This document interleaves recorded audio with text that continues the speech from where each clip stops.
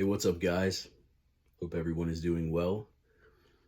I wanted to talk a little bit about going all in for yourself and whatever your vision is and what you're after.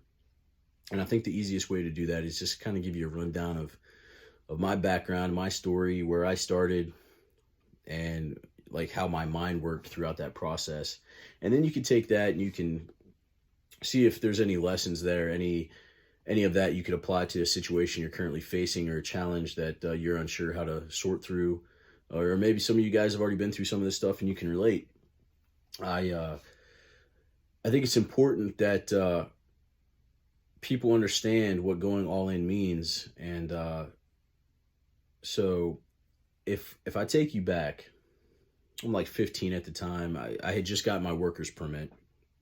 I think it's 15. um Yeah, because I wasn't driving yet. I couldn't get my license. So 15, and I'm starting my first job, and that first job's at Burger King. And it's at the front register working. Basically, the guy that takes your order inside in the lobby or the dining room, whatever they call it. And I remember it was like during that time that the franchise was going through like that American Icons stage where they had like Elvis and Marilyn Monroe and the Blues Brothers, like full size, life size statues in their lobby. And the everything was like checkered, like jukebox in the dining room, checkered floor, like red old school dining style tables, like booths with like the sparkly vinyl.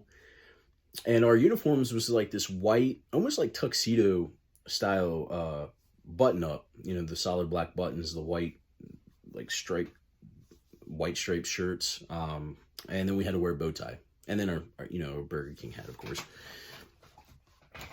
And I remember that was like our Monday through Friday uniform, and then we had it's like this blue polo with the Burger King logo shirt that we could wear on the weekends, Saturday and Sunday.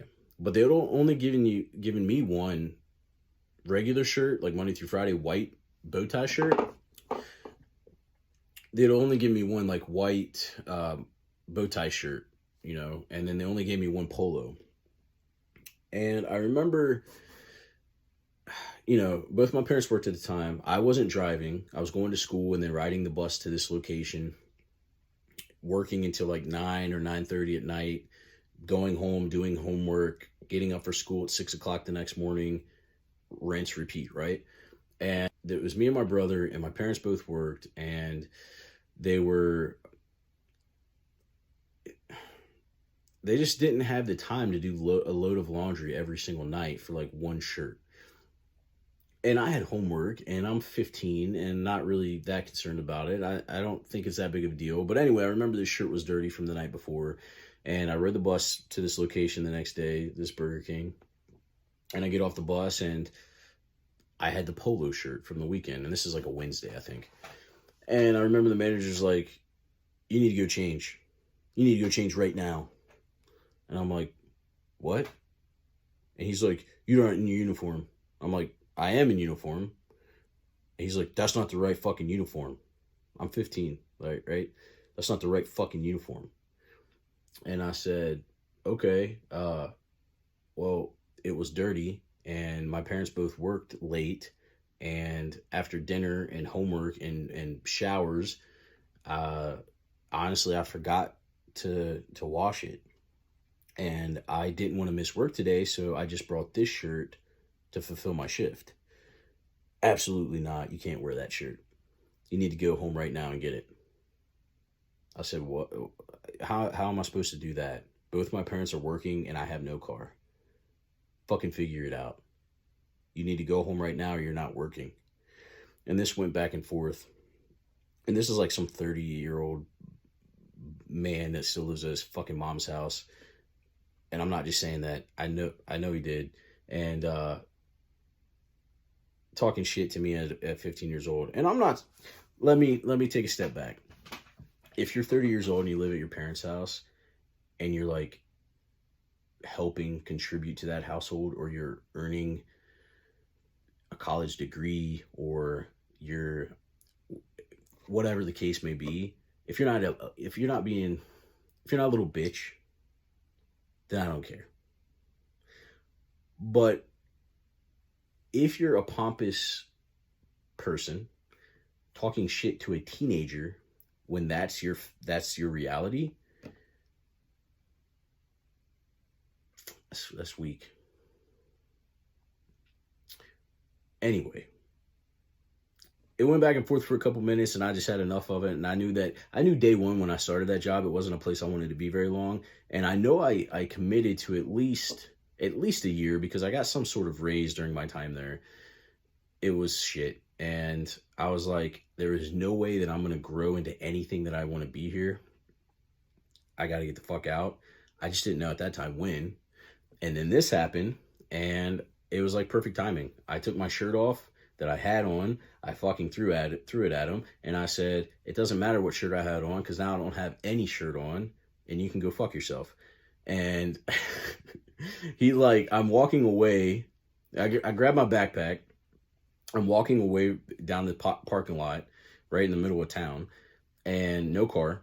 And I remember this guy begging me to come back. Are you serious? Come on, man. And I just turned around and I said, yep.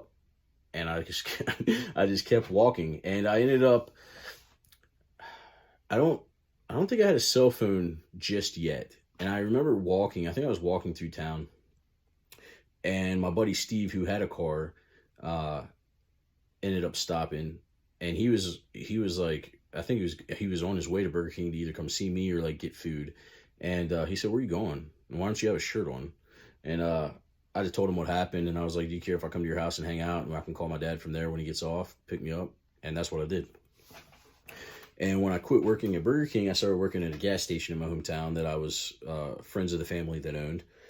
And again, immediately knew that I didn't want to be no gas station manager or stay there long term. And like I said, I don't have any problem with people that are happy, truly happy doing those things in their life, as long as they're not lying to themselves.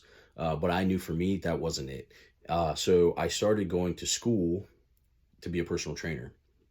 And what prompted me to be a personal trainer is back in high school, from like, wow, what was it? It was like 5th grade up until 11th grade, I dealt with Osgood-Schlatter's disease. Now, I played sports all through elementary and middle school for Parks and Rec, and the school until the Osgood-Schlatter's kicked in. And for those of you that aren't familiar with Osgood-Schlatter's, it's very common, especially in teens and young adults. It's where your bones and your muscle tendons and ligaments do not grow at the same rate. So it causes strain on joints, the biggest one being the knees. And so I had constant knee pain. It got to the point where one of my knees would actually dislocate very easily.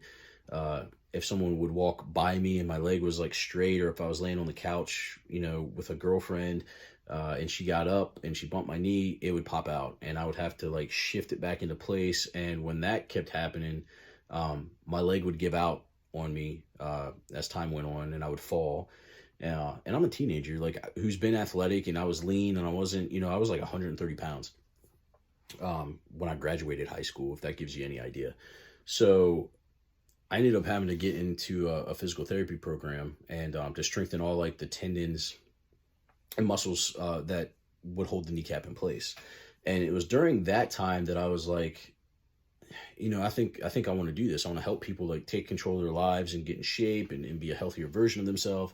And that's when I went through the International Sports Science Association, ISSA, and got my personal trainer certificate.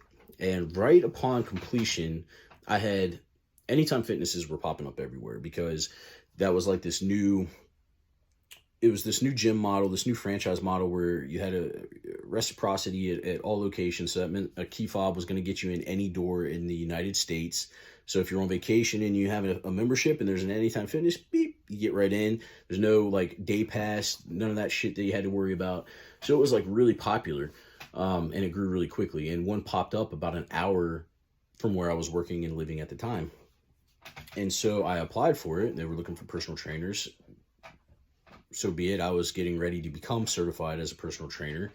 And they gave me an interview and got hired at the interview. And I started when there was still gravel in the rental space. Like they were just building these units. And I was there on like ground break, helping any way I could. We were doing pre-sales. I was just getting really familiar with the community and the audience that would be coming to that location. And I was there from the time that they poured the concrete in that facility, helped with all the install and setup, all the pre-sale. I was there for probably 2.5 years after initial launch. And it got to the point where, like, when I started, of course, I was a personal trainer, so that was a big part of what I was supposed to be doing, is training clients, assigning and selling personal training packages. But I was also almost like considered associate or like assistant gym manager, because we had one manager, and then I basically shadowed and did every single thing that she did, and closed the gym, opened it by myself. I basically was a replica of her, but of course didn't make what she was making. And anyway, so I would answer the phone, I would give gym tours, I would sign people up for just regular memberships. I would try to always sell personal training during those signups. We did a lot of like guerrilla style cold call marketing, like knocking on doors of people who never even gave interest into the facility. A lot of like cold calls. It was just like, I didn't really like it. I wanted people to take control of their own lives. I didn't want to force it on them. Like I came from a very disciplined upbringing, because my grandfather was a Korean War vet, and very strict, and my dad was a Vietnam vet. There was like certain ways that we did things, and I'm not saying I didn't get my ass whipped. I got my ass whipped quite a lot, but it was never for the same thing twice. I can assure you of that. But I always was taught and believed that if somebody cared enough about themselves, or if they wanted something bad enough, then they would figure out how to get that. That you didn't just get handed shit, and you didn't force things on people or give things to people who didn't earn them. So it wasn't to that level, but it was almost that same mindset where, like, if someone wanted to take care of their health or get involved, then they would show interest and they would walk through that door, or they would call and ask questions. I felt it only made people more uncomfortable to cold call them about a service that they never asked for. And I don't think sales tactics like that work very well. And I know for a fact that those gyms got away from that, because I worked for other Anytime Fitness franchises before I left that career altogether. But when I was there, I built up, back to my story, I built up such a large personal training base, and I wasn't like the best looking personal trainer, but I looked the part. I wasn't this huge guy at the time. Like, I graduated high school, I was like 135, 140 pounds, if that gives you any idea, and that's soaking wet. So I started very lean, and to go back to that, remember, I had Osgood Slatters. Like, there wasn't a whole lot of like comfort to working out at that time, but I never let myself get out of shape to the point where like I was overweight or anything like that. I had abs, I was lean, and I was passionate. And I had a book of like testimonials, like one of those composition books, and it was like full of nothing but positive feedback, experiences. And I left that shit on the table of the gym in the lobby where anyone could pick it up and read it at any time, because I was proud of it. And it helped sell more memberships, and it helped sell more training packages. But I got to the point where I was making so much money doing training, and it was filling up so many hours of the days that I was there, that I did not have the time to apply myself to like the sales or the phone answering or the gym tours, because I'd have to stop a training session to do those things, and then it would steal time away from the person that paid me to be there. So I had a conversation with the manager and the owners, and I said, hey, there's like something's going to have to change. Can we just put me in a full-time personal trainer role? And they said no. They said what we could do is we could put you in a commission-based role where you're a subcontractor, you work for yourself, you handle your own taxes, and then you pay us 40% of your personal training earnings because you're using our facilities. And I'm young, and it's the only job I've ever had doing that type of work. Then, of course, I agreed to it. Like, there was no discussion. There was just like, okay, that's fine. I'll do that. And that was the way it went. I would schedule my own days. I would schedule my own training, and I would show up when I wanted to. And they didn't give me a paycheck anymore. They just cut me a check anytime they cashed out like the training packages that were sold. I got my 60% from each person. They got their 40. Everything was good. But I was fucking smart about how I handled my shit too, because I would schedule all of my clients on like Mondays, Tuesdays, and like Wednesday afternoons. And it locked out the rest of the week to do whatever I wanted. I did a lot of fishing. I can tell you that. I did a lot of fishing. I did a lot of hiking. Did a lot of sleeping back then too, because I had this idea that I was going to make all this money, and I was going to go to Hollywood and make all this money, and I was going to train these A-list celebrities, because you got to think, like, this is back, man, 2006, 2007. All those trainer shows were on TV. Like Biggest Loser, I think, had just come out, and you had that Bravo, I think it was called Workout or something like that on Bravo TV, where all these like celebrity personal trainers worked at this. It was almost like Global Gym from like Dodgeball, but without all the comedy. Like, that was like the setup. Like, you had these like great looking, amazing bodied personal trainers who were driving all these sports cars, and they had A-list celebrities that they were training. And then, of course, the show had its own drama, thrown in for reality television. But I was like, man, this is the life. Like, this is what I want to do. So when I was working at Anytime Fitness, and I had started making like 700, 750 after payout a week, I'm like, I get to fucking lift weights all day, and I get paid $700. Like, this is life. This is my life, and this is amazing. And look, I'm sure a lot of people interacting with me back then, a lot of people probably thought I was cocky and arrogant, and I'm not saying that probably wasn't sprinkled in, but I assure you that most of it, 95% of it was confidence, because I've always believed in myself and the things that I set out to do. Because I can tell you right now, if there's any doubt in me, if there is any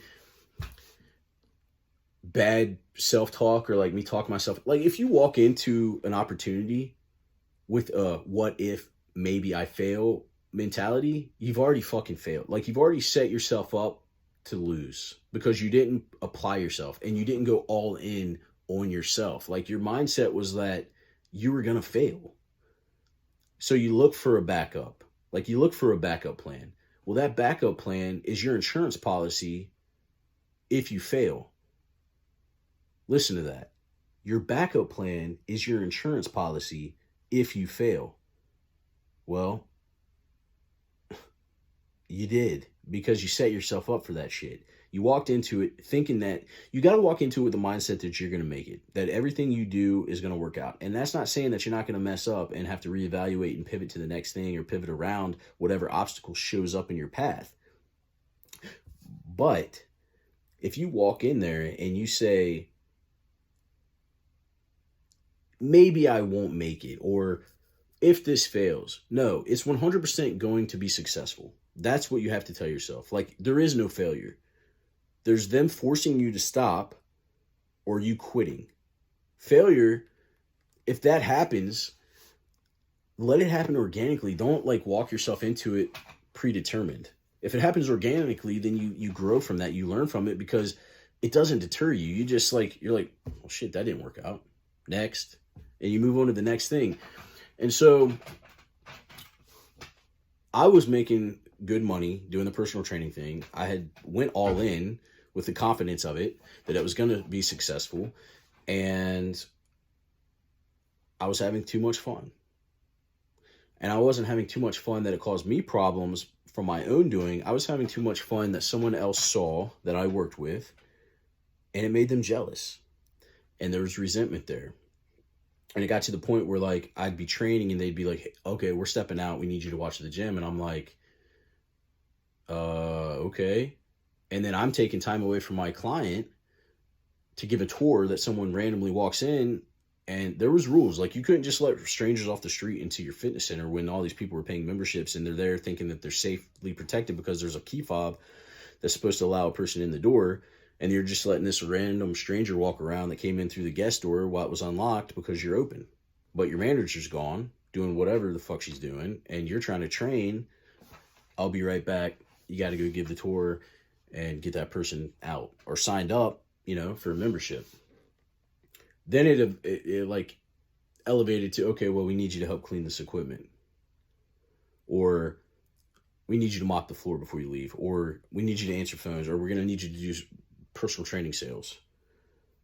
And it wasn't just like they wanted me to do personal training sales for myself. They wanted me to like sell packages that were like then given to other trainers. And I was absolutely against it, because it wasn't that I despised the work or like wanted to turn down the work or was against working. Like, that's the story of my life. I enjoy it. I don't think there's ever been a time where I haven't had a job. And I mean a job. Like, all of my businesses have been legally applied to, set up as LLCs, taxes paid. So there's never been a time in my life where I've been out of work voluntarily. And I told him, I was like, you're not cutting me a check anymore. Like, I'm not making a salary here. You guys ended that. So I'm not going to do the things that I was doing when I was getting paid that we agreed upon not doing by me taking just a 60% cut of my training profits. And that was like where we left that conversation. It wasn't like heated or anything like that. I just told him no. And I left, I came home, and it was a bad day. And I think I made a post on like Facebook that said, I'm about ready for something new. I'm going to take my clients with me. We can all grow together. No names, nothing about anything, just that. But I came into work the next day. I got called into the office, and all the owners were there, and it was 4 of them. And I'm not going to give any names or locations because it's not worth the drama.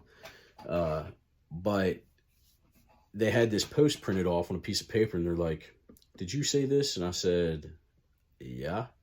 And they're like, well, we're going to have to let you go. And I'm like, why are you going to let me go? I said, I posted that on private time.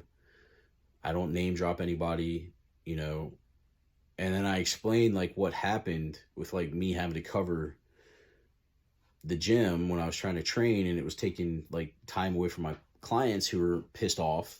They weren't pissed off at me. They saw the situation unfold in front of them real time because they were there as members. When they weren't training with me, they were training what I had them doing on the off days that they weren't training personally with me.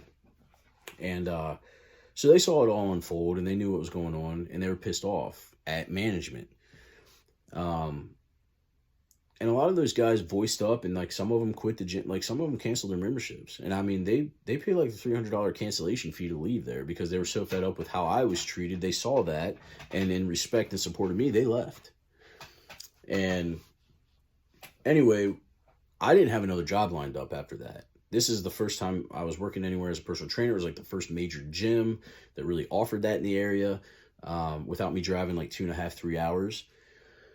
So I applied for unemployment, and the company fought back and was like, we're not going to give you unemployment because you made this post, like degrading our business.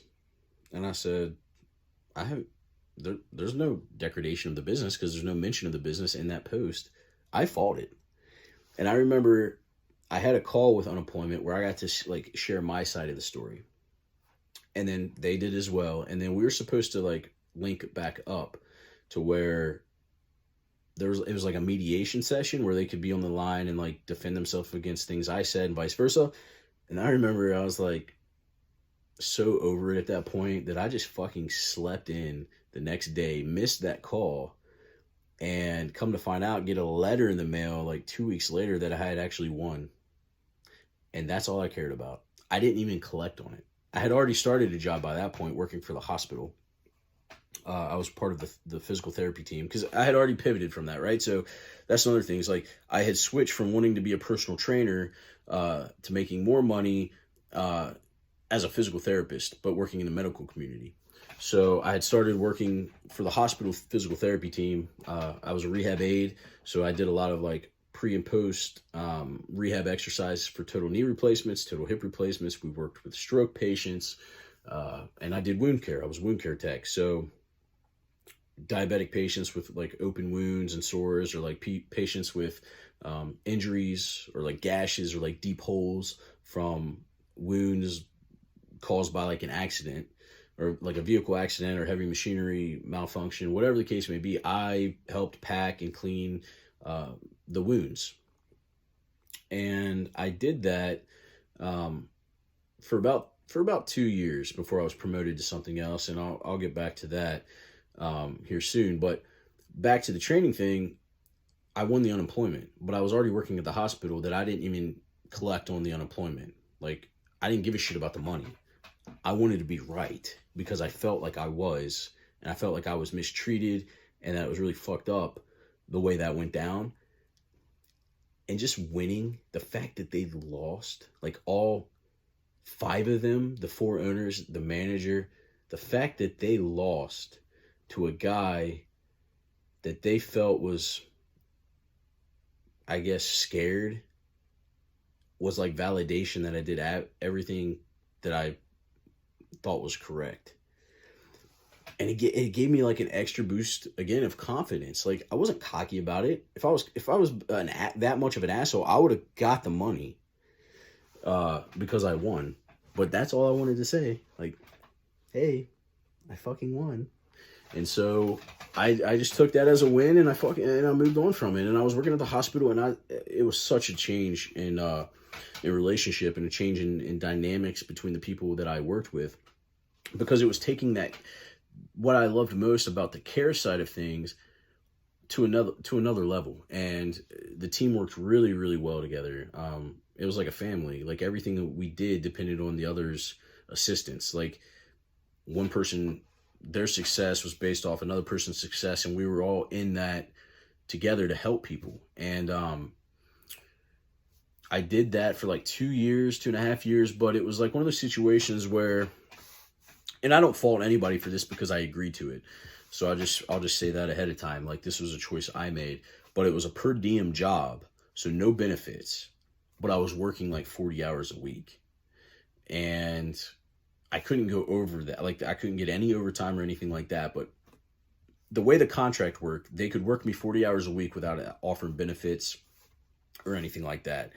But it also like fucked me out of things like tuition assistance, because at this point in time, like, I wanted to go to school to be a physical therapist, but per diems at that time, you couldn't get any of that unless you were part-time.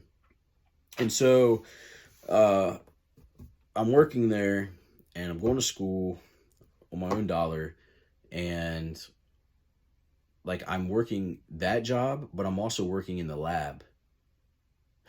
So I'm actually overworking 40 hours, because I would work Monday through Friday for the therapy team, and then Friday night until like, so I would go home at like 4 p.m. from the therapy side. I would come back, I think at 10 o'clock at night, and work till 7 a.m. in the lab. So I would run like blood samples and specimens from the lab to the like, or from the emergency room to the lab, and from like the testing center to the lab. And I remember just like going in and taking books like on business, or taking like my sketchbook, because I do illustration work. Like, a lot of you guys know I do illustration work, and I've done work for companies like AEW, All Elite Wrestling, worked with some of their wrestlers on the side. And so I would always be drawing or like studying something or doing homework. But it got to the point where like I needed more money, and the opportunity, like, I asked them again and again to like give me part-time, and they couldn't offer it. And then one of the sister hospitals in the same network of hospitals had an opening for a wellness coordinator. And my buddy Chris at the time, he was a fitness coordinator at this current hospital. And he's like, dude, he's like, I think you should take it. And I'm like, really? He's like, yeah. He's like, if I wanted to drive an hour, then I would take it, but I don't, so you should take it. And I did. And it was another one of those situations where like I interviewed so well that I beat out, and I didn't have a degree at this time. I just had the work experience with like Anytime Fitness. And uh, my work ethic and my work experience beat out a master's degree in kinesiology from one location, from one college. And then there was like a bachelor of science in something else that I beat from a college like an hour the other direction, just based off work ethic and experience. And I worked that job for like 3 years. But what it did, it removed me from the care side of things into the service and politics and corporate side of healthcare. And that was a bad fucking decision on my part.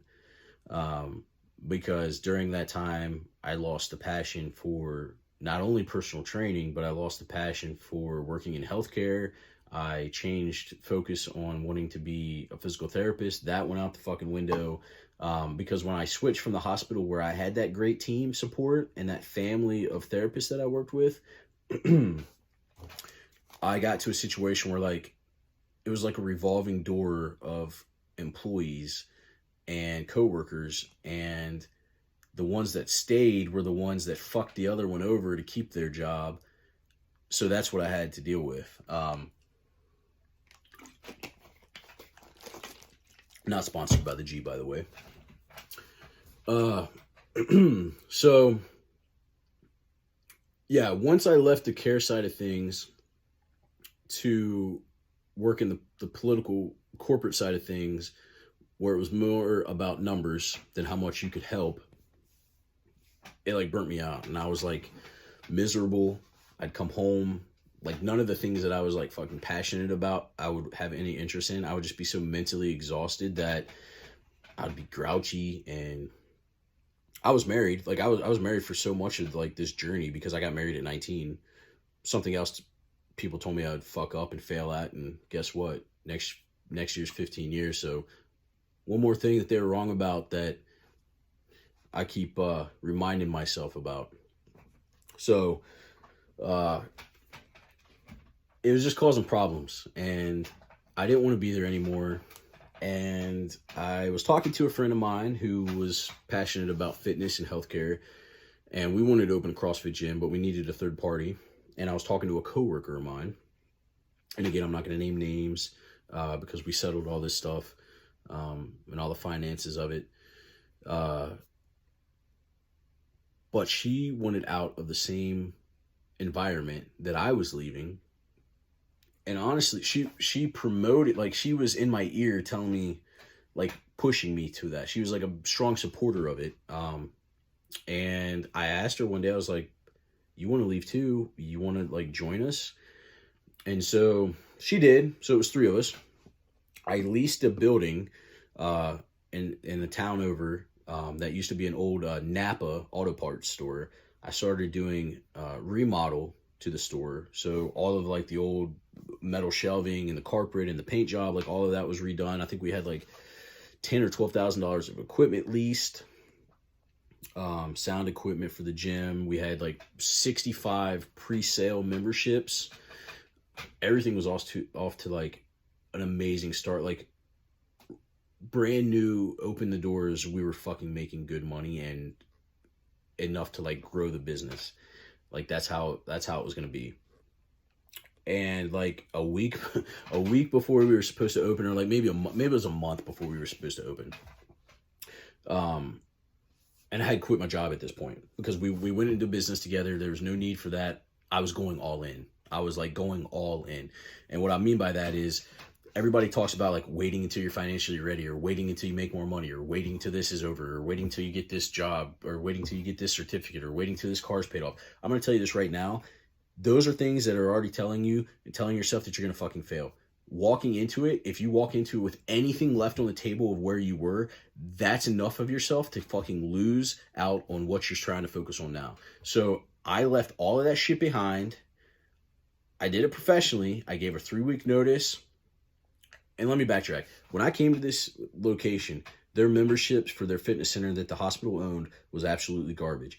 That work ethic, that work history for Anytime Fitness franchises and building their membership base in a short period of time from like 400 members to 700 members, I think in like 3 months or 2 months, was what landed me this job. So when I started there, they had a software program that couldn't maintain their gym memberships. This software program was like a software that was created by a husband and wife. They were running it out of the basement of their home, and it outgrew them.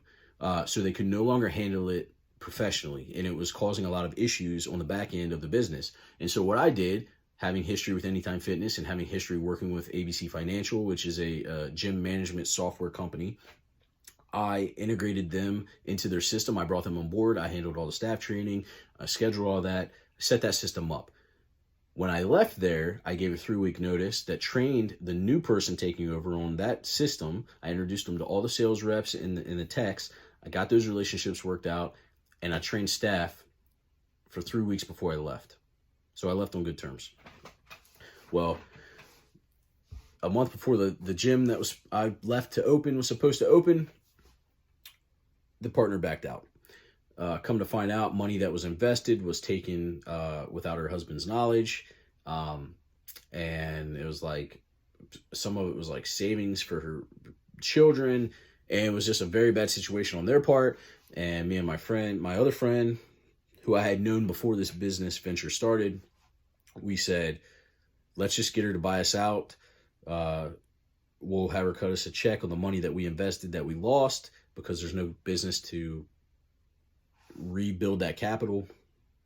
And that's how we left it. You know, it wasn't good, but we sorted it out and we came to common ground and we all went separate ways. At that point, I was just over the whole situation.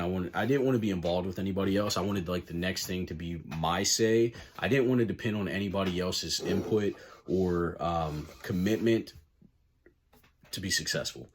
And so my friend Sarah ended up opening a gym. I think she bought one that was like established, and then she made it 1,000 times better.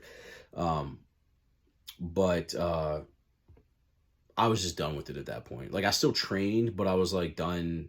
I just needed to change focus and switch gears. I did try to go back to that hospital job just because the gym was done. And they had changed the job description to require a bachelor's degree. And I asked them, I said, well, have you changed the job duties or requirements at all, like the responsibilities? Oh, no, everything's still the same, still the exact same job. You just have to have a bachelor's degree.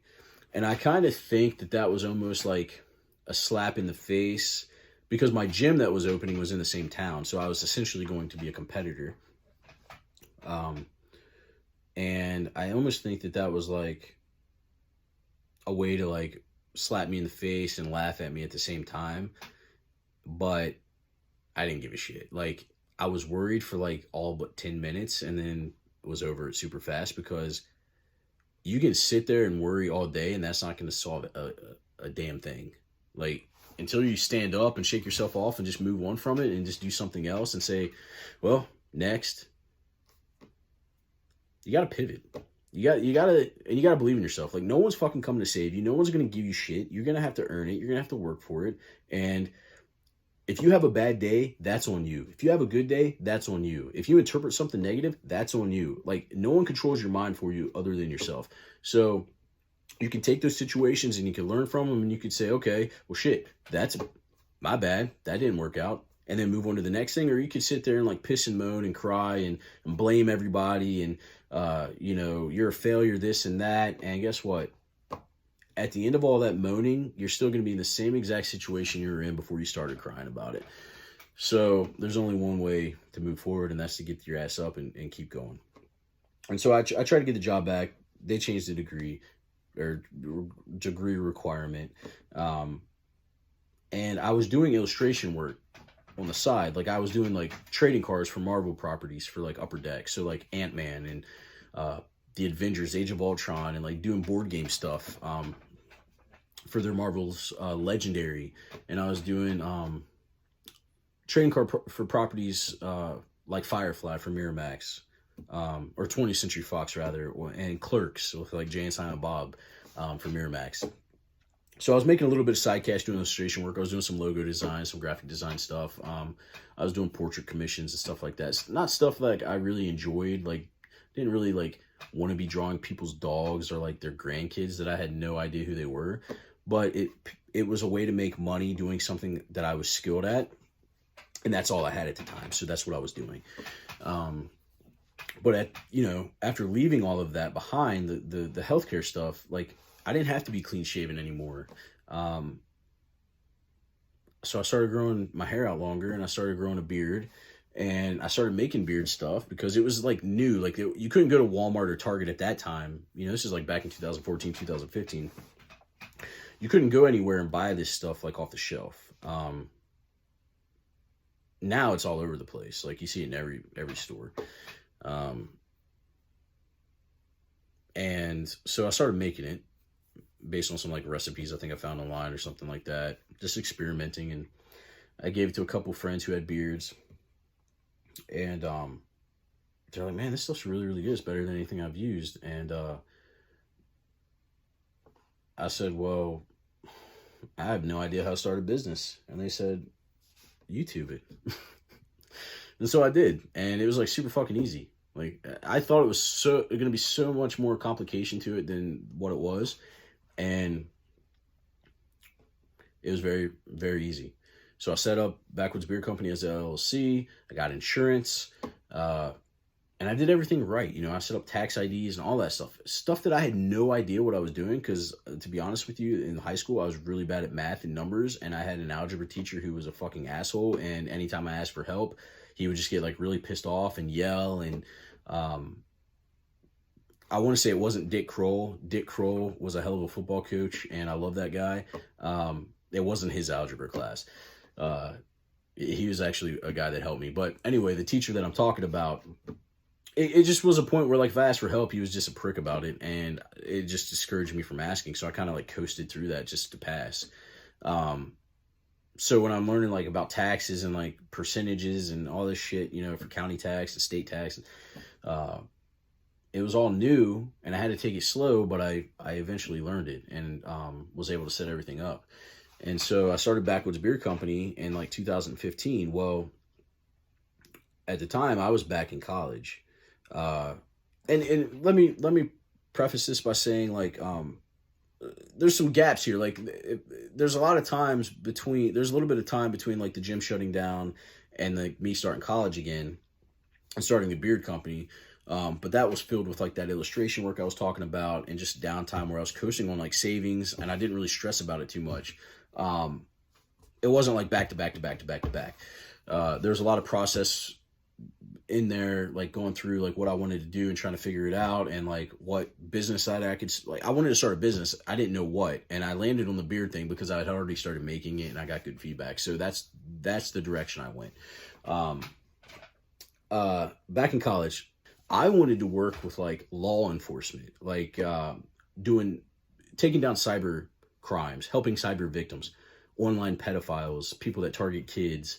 I wanted to work to destroy those fuckers. Like that was what I wanted to do. And I had like 5 classes left. And to be honest, I think 1 or 2 of those were like math classes because I put them off as long as I could to like based on the fact that I had a hard time in high school with that stuff. And it had been so long since I had messed with math that I was just afraid of it. So I put it off until like the end. But then my daughter was born, which me and my wife had been trying. Me and my wife had been married for 12 years. We were trying to do everything that we both wanted to do individually and as a couple before we decided to have kids. And we were able to go, we went 12 years and then decided like, hey, like we're ready. Like I was 30. That was the age that I had picked for myself a long time ago. So it worked out.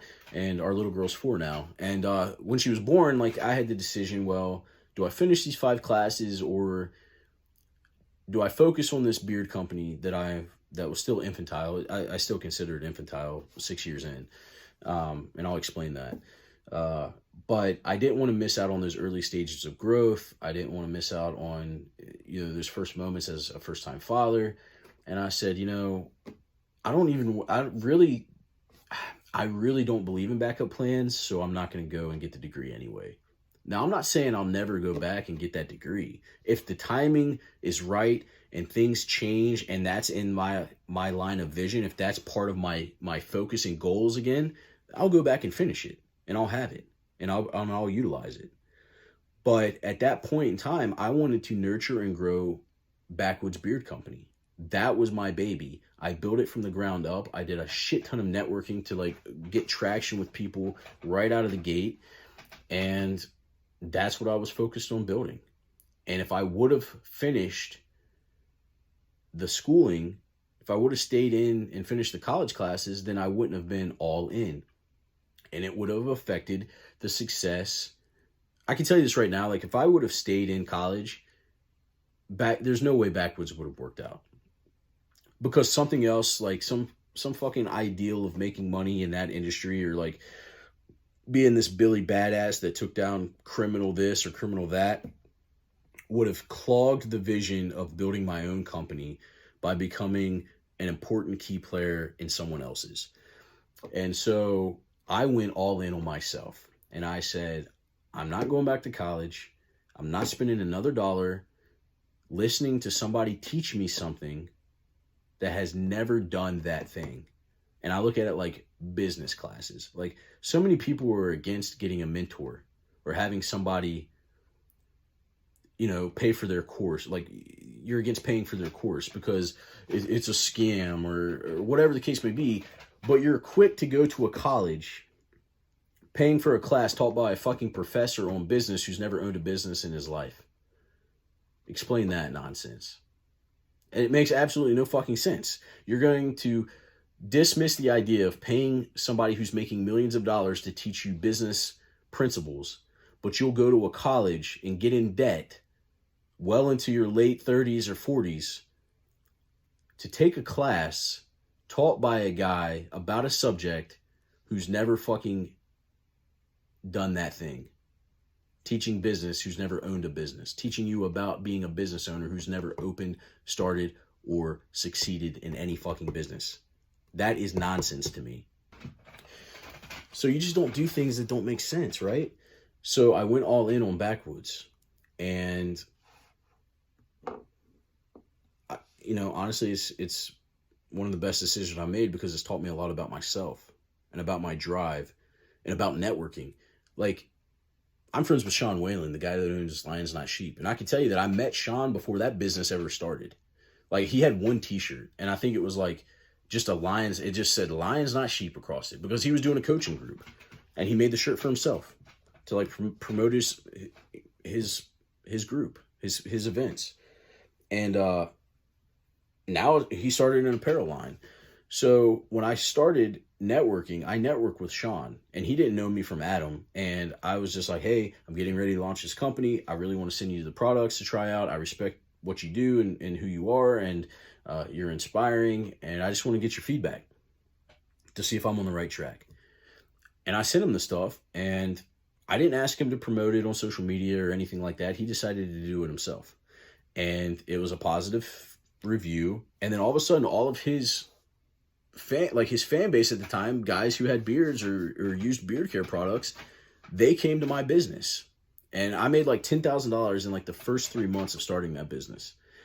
And I had no help. Like, my mom was helping me pack orders and ship them out. Like, I would go to her house and be like, hey, I got like all these orders. Can you help wrap them so I can take them to the post office and ship it out? Because my wife, she's working finance, right? Like, my wife has built a career. Like, she has her degree. She enjoys what she does. And so we were both very busy. And like everything that I've done though with the business has been on my own accord. Like the customer service, that's me. The guy that formulates and packages everything and designs everything, that's me. The guy who drops your packages off at the post office or answers your emails or your messages or post content daily on social media. I've done it all. And I don't want to do it all. Like, I want to hire a team. Like, my goal for this company is to build out a team that has the same vision and values for this company that I do. And I haven't reached that point yet, but that's what I mean by going all in. Like, I've literally exhausted myself in every realm of my business that I could to be able to do it. And now I have a mentor that I pay for who's done bigger sales and bigger numbers and other aspects of business that I have no experience in, just to kind of keep me grounded and like focused on the shit that I need to focus on, and like the areas of just educate me on areas that I haven't gained knowledge on yet. Like there's you can be a jack of all trades, a master of none kind of thing. And I don't want to be that guy. Like I'm at the point now where like I'm investing money back into my business to fill those roles that I'm not experienced in, like working with videographers to shoot ads and commercials, and working with, marketing experts to really target ads to hit my target audience, like things that I'm not well versed in that I've tried to like juggle. Like I'm, like we stain all of our boxes by hand, all of our bundle boxes. Like we assemble those, we stain them all by hand. That's a part of the business. Like I would rather get that time back, hire someone else to do that shit so I can focus on what I'm good at, which is developing products, working with my customers to deliver value in this market. So that's what I mean about going all in for yourself. You got to walk into something 100% like 100% committed to it. Like there can't be any doubt in your mind. Know that failure is okay. Don't be afraid of it. Quitting's the fucking problem. Like I always, this is a quote that I've said for a long time, is that quitting ain't shit, or failure ain't shit, quitting's the problem. Failure ain't shit, quitting is your problem.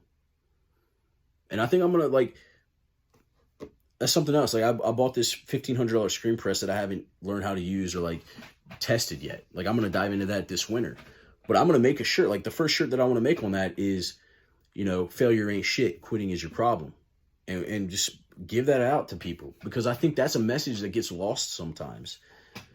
It's okay to fail as long as you're learning from that and using it to move on to the next opportunity. If like you fail and you quit and you give up, then that's the difference. No successful person can hit you with a zero fail record. Like it's not going to happen. Like you talk to anybody that has $1 million in their pocket, they can probably tell you a few times that they failed. But you got to go all in. You got to be committed to the vision. There's no second guessing yourself. When you open that doubt, is when things start to go south. You got to believe it's going to be successful and that it's going to happen. At the end of the day, you're in control of those feelings, those emotions, no one else. So if you let those get the best of you, then the only person you have to blame is yourself. If you're successful, oftentimes you have a lot of people to thank, your customers being a very important part of that. But the first person you have to thank is yourself, because this shit does not exist without you putting the work in. And I had a conversation with a kid earlier tonight, and I call him a kid because he's like 21 and I'm 34. And so I look at everybody that age. I just remember all of the things that I was going through at the time and learning. So, I call him a kid, but he's having friends right now that criticize everything he does. They make jokes, they laugh at him, they're sarcastic. And I told him, like, he didn't know what to do. And I told him, like, first and foremost, if they're fucking bagging on your dreams and they're making fun of you, they ain't your fucking friends. They're not your friends. Your friends are the ones that lift you up. And you're going to have to do a lot of searching, like, of yourself and in your circle to find the friends that are fucking genuine. Because there's a lot of people that'll get in your boat, but there's a lot of people that will drill fucking holes in it too. And they'll tell you they love you as they do it. So you got to really dissect your circle and figure out who's on your side. And I told him, like, the first thing is like to cut them off. Like, if he's known them since he was a kid. Like, if you want those people in your life, that's fine. Like, that's a decision you have to make. But if you still want them in your life, that's one thing. But give them access to your goals or your vision or that journey. You don't have to do that. Now, you want to do that because you're a bigger friend to them than they are to you. you want to bring them around for the ride and the journey, because when you are successful, you want them to be there because that's your tribe, right? Well, their side of it is that they don't think you're going to be fucking successful, but I assure you, when you are, they're going to come to you with their fucking hands out. So you got to go all in that aspect too. Like, and it could be your family doing that shit to you. It could be your family that dismisses every idea that you have. That's not healthy for you. That will limit your growth. And it's a tough thing to do, to like cut family off. But I say this all the time. If they're not bringing value to your table or putting food on it, then they don't fucking matter. If they're not bringing value to your table or putting food on it, then cut them out. Simple as that. You can love them. You can care about them, but they don't need access to your life anymore. And you don't owe anyone a fucking thing when you're the one that's doing all the work and taking all the risk if that doesn't work out. Got to go all in. And I've dealt with that shit. Like, I've dealt with losing friends by becoming more successful. And that's not tooting my own horn. I'm telling you about the process. I've been to dinner with friends where I order a craft beer and I don't drink. This is old news. I order a craft beer off the menu and they say, "What is that?" And I let them take a sip of it and they're like, "Oh, that's really good. How much was it?" I don't know. "Oh, it must be really nice to fucking order something off the menu, not look at prices anymore." And I'm like, "Fuck, what are you talking about? Like, I'm here at dinner with you.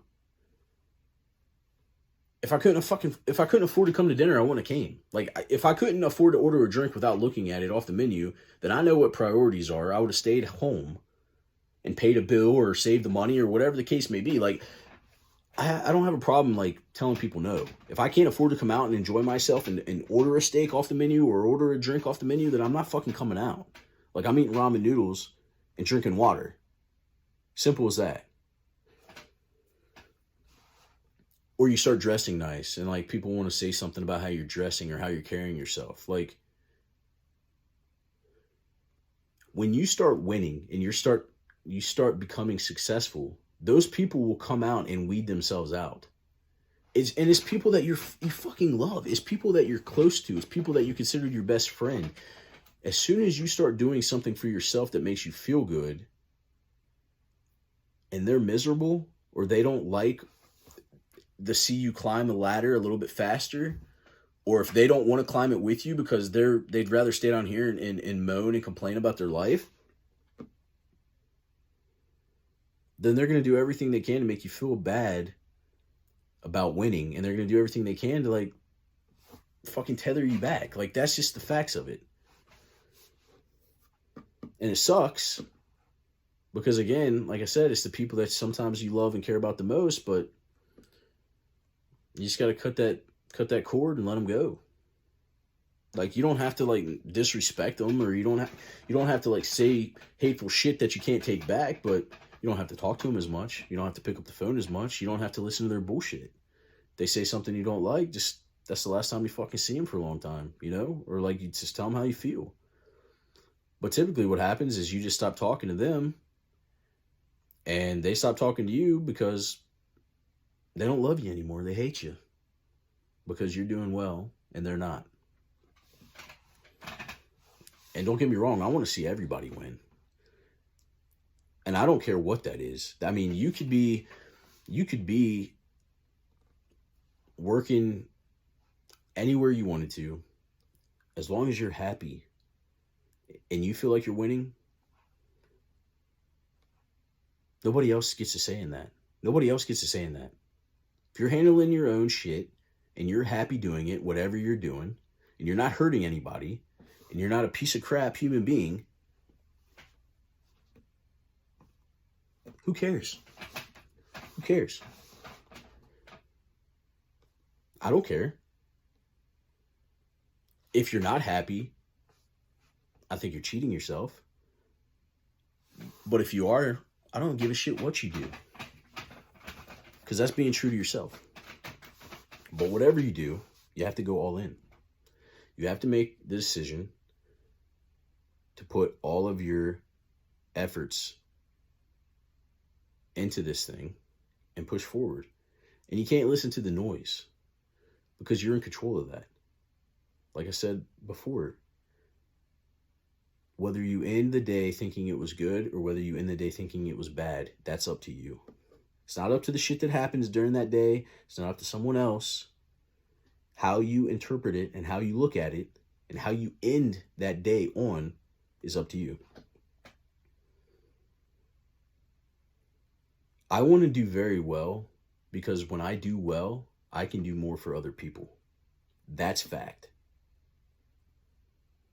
So no, I don't feel bad about being successful when those wins happen. And I don't really talk about them or celebrate them either. Like, I'm proud of those moments. But it's nothing where I see myself. And I know where I'm going. There's no doubt. Like, I've said this in posts. Like, I'm fucking unstoppable. Like, I'm in Rob's coaching group, CCV. I believe in it 1,000%. And that group is full of nothing but killers. So, like, that's the thing, too. Like, sign up for... I know Sean does coaching. Lions Not Sheep. Sign up for Sean's course. Sign up for Rob's course when it's open again. Sign up for anybody. Mentor under somebody that you know who has a business that you are inspired by or has a life that you are inspired by. You need to go all in. And the only way you're going to do that is if you invest in yourself and your relationships and you really dissect your life and the people in your circle. That's what you have to do. And I know I've touched on so many different things. I haven't even scraped the surface. Like, I've done a lot of shit. And I've made a lot of, I don't want to say mistakes. Like, I've learned a lot through those experiences. Sure, I'll say I made a lot of mistakes. I think anybody makes mistakes. But it's how you use those to, like, work through shit. Like, there's no denying that everybody makes mistakes. And I'm not special. But I've learned from them and I've applied those into executive actions that will help me move on to the next thing. So I went to pro wrestling school. Like, a lot of people don't know that. I went for like 2.5, 3 weeks, somewhere around there at MCW in Maryland when Gilbert was there. Like, I went, I watched them train. I got to hang out with them. I got in the ring. I took bumps. It didn't work out because my work schedule at the time was in the rehab department. I was working until like 4 p.m. and then trying to show up in Baltimore by like 6:30 or 7. Traffic just did not allow it. It was rush hour. Everybody was getting off work. It didn't work out. So different time, different place. I just moved on from it. But then I turned my illustration work into that opportunity again to work in the pro wrestling industry, but in a new way. So I was designing t-shirts for guys that were on fucking national television. I was designing t-shirts for like guys like Hangman Adam Page and Joey Janela and Best Friends and, you know, just building relationships.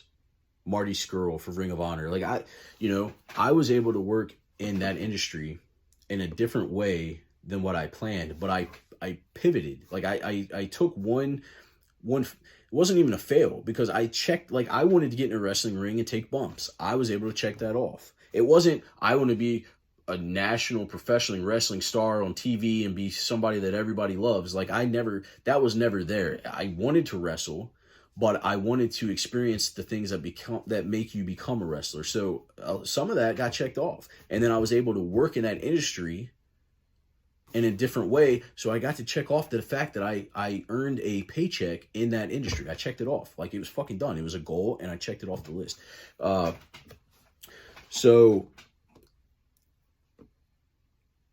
that's another thing too. It's like during that time that I was doing those t-shirt designs, there was like somebody I wanted to work with and somebody was like, well, you know, we really don't have the connection for it. Like, he's somebody that determines all of his shit and, you know, typically turns everything down. So, and it was set up like that. There was no introduction going to happen. Like, I wasn't going to be able to work with this guy. So what do? Do I listen? Do I just move on to something else? Fuck no. I sent the dude an email myself and was like, here's some samples of my work. Would love to work with you. Let's talk. And guess what? I worked with the guy and he paid me better than any of the other people that I had worked with up to that point. You got to go all in on yourself. You got to believe in yourself. You don't let other people dictate that shit for you. And sometimes there are avenues you have to go through, but there's always a secondary route. You might have to pay some tolls to go that way, but you can get through. Got to go all in. Got to go all in. Anyway, I'm going to leave with that. If you guys have questions, feel free to send me an email. You can message me on my social media. The Brodege, TheBrodege, Instagram. My company is Backwoods Beer Company. And you can follow me on social media there too. If you have any questions about our products, let me know. But if you have any questions about this podcast in general, or just challenges in your own life with going all in, hit me up. I'll be happy to chat with you. Until then, be well, and I'll talk to you guys next time.